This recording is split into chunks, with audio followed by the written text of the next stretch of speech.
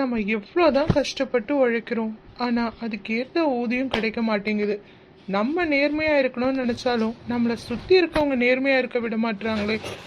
இந்த மாதிரி ராஜா தனக்குள்ளேயே பேசிக்கிட்டு ரொம்ப வருத்தமா இருந்தான். அந்த நேரம் பார்த்து அங்க ஒரு பெரியவர் 3 பெரிய பைகளோட வந்தாரு. அவரு ராஜா கிட்ட இப்படி கேட்டாரு. தம்பி, எனக்கு ஒரு உதவி தேவைப்படுது, உன்னால செய்ய முடியுமா? சொல்லுங்க ஐயா, என்னால முடிஞ்சா கண்டிப்பா செய்யறேன். எனக்கு இந்த 3 மூட்டைகளை தூக்க முடியலப்பா, வயசாயிடுச்சுல்ல. எனக்கு ஒரு மூட்டையை தூக்கிறதுக்கு உதவி செய்வியா? சும்மா செய்ய வேண்டாம், 3 ரூபாய் தரேன்பா. அவரு 3 தங்க ரூபாக்கள் தர்றதா ராஜு கிட்ட சொன்னான். ராஜாவும் சரி நான் செய்யறேங்கய்யா அப்படின்னு ஒத்துக்கிட்டான். சரிங்க ஐயா, நான் நீங்க சொன்ன மாதிரி இந்த மூட்டையை தூக்கிட்டு உங்க கூட வரேன். சரி வாப்பா போகலாம். 2 பேரும் சேர்ந்து நடக்க ஆரம்பிச்சாங்க.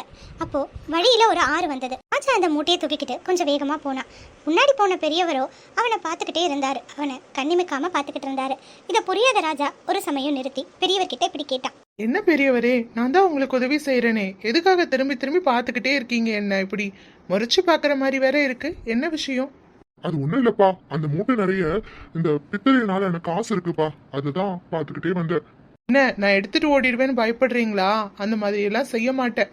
நான் நேர்மையா இருக்கிறதுனால தான் என்னால சம்பாதிக்க முடியல. இருந்தாலும் நான் எந்த குறுக்கு வழிக்கும் போகக்கூடாதுன்னு ரொம்ப உறுதியா இருக்கேன். சரி சரி நட அப்படின்னு சொல்லிட்டு அவங்க நடக்க ஆரம்பிச்சாங்க.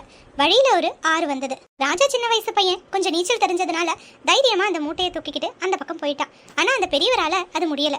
இவரே ஏன் அங்கேயே இருக்கீங்க, வாங்க. என்னால இந்த மூட்டையை தூக்கிக்கிட்டு இந்த ஆற்றை கரைக்க முடியும்னு தோணல. எனக்கு அவ்வளவு தெம்பு இருக்க மாதிரி தோணல. உன்னால முடிஞ்சா என்கிட்ட இருக்க இன்னொரு பையன் நீ தூக்கிக்க முடியுமா? அதுக்கும் சேர்த்து வேணா 3 காசு கொடுத்துடுறேன்ப்பா. மாதிரி அந்த பெரியவர் உதவி கேட்டதும் ராஜா உடனே சொன்னான். சரிங்க பெரியவரே, இருங்க. ராஜா 2 மூட்டைகளோட இந்த பக்கம் வந்தாச்சு. இப்ப அந்த பெரியவர் அவர்கிட்ட இருந்த ஒரு மூட்டையோட சுலபமா அந்த ஆற்றங்கரையை கறந்து இந்த பக்கம் வந்துட்டாரு. அந்த பெரியவர் ராஜாவை பாத்துக்கிட்டே வந்தாரு. மறுபடியும் ராஜா கேட்டார். பெரியவரே, இப்பவும் அதே மாதிரி பாத்துக்கிட்டே வரீங்க? நான் அந்த மாதிரி காசை தூக்கிட்டு ஓட மாட்டேன் பெரியவரே. இல்லப்பா, இப்போ உங்ககிட்ட கொடுத்தது அதை விட கொஞ்சம் பெரிய பொக்கிஷம். வெள்ளி நாடு எங்க இருக்க பை? பெரியவரே, நான் சொன்னேன்ல, என் நேர்மை மேல உங்களுக்கு நம்பிக்கை இல்லையா? நான் அந்த மாதிரி எல்லாம் ஓடிட மாட்டேன். ராஜா தன்னுடைய நேர்மையை பத்தி பேசிட்டு அவர் கூட நடக்க ஆரம்பிச்சான். இப்ப அவங்க ஒரு மலையை ஏற வேண்டிய சூழ்நிலை வந்தது. ராஜா சுலபமா அந்த மலை மேல ஏற ஆரம்பிச்சான். ஆனா அந்த பெரியவர் அங்க கீழே இருக்கிறத பார்த்துட்டு மறுபடியும் கீழே வந்த ராஜா இப்படி கேட்டான் பெரியவர்கிட்ட. பெரியவரே, அந்த பக்கமா மலை ஏறி போகணும்னு சொல்லிட்டு இங்கேயே உட்கார்ந்தா எப்படி போறதா? இங்கேயே உட்காந்துக்கலாம்னு நினைச்சிட்டீங்களா? பண்டியெல்லாம் எதுவும் வராது, தெரியும்ல? தெரியும்பா, ஆனா இந்த மலை மேல இந்த பையை தூக்கிட்டு என்னால நடக்க முடியாது. இந்த பையையும் சேர்த்து நீ தூக்கிக்கோயே, இதுக்கும் சேர்த்து 3 காசு கொடுக்குறேன். சரி கொடுங்க அப்படின்னு சொன்ன ராஜா 3 பைகளையும் வாங்கிக்கிட்டான். பெரியவர் இன்னும் பயங்கரமா அவனையே பார்க்க ஆரம்பிச்சாரு. உடனே ராஜா கேட்டான். என்ன பெரியவரே, அந்த வெள்ளி பித்தளை காசுக்கா இப்படி பாக்குறீங்க? தூக்கிட்டுலாம் ஓட மாட்டேன், நம்பி வாங்க. இல்லப்பா, இதுல தங்க காசு இருக்கு, தூக்கிட்டு ஓடிட்டேனா? இப்படி சொல்லிட்டு இருக்கும் போதே ராஜா கொஞ்சம் வேகமா முன்னாடி நடக்க ஆரம்பிச்சான். அப்ப அவனுடைய எண்ணாலைகள் வேகமா ஓட ஆரம்பிச்சது. அவன் தனக்குள்ளேயே நினைச்சுக்கிட்டான். பெரியவரெல்லாம் நம்ம ஏமாத்த போறோமா? நம்ம நேர்மையாலதான் இப்படி இருக்கோம். ஆனா இந்த காசை வச்சு அவர் என்ன பண்ண போறாரு? அவருக்கோ வயசாயிடுச்சு. ஆனா நான் எடுத்துட்டு போனா நல்ல வாழ்க்கை வாழலாம், வசதியா. எல்லாரும் என்னை மதிப்பாங்க. மதிக்காம எவ்வளோ பேர் என்ன அசிங்கமா பேசியிருப்பாங்க, அவங்கெல்லாம் கூட மதிப்பாங்க. ஆமா இல்ல?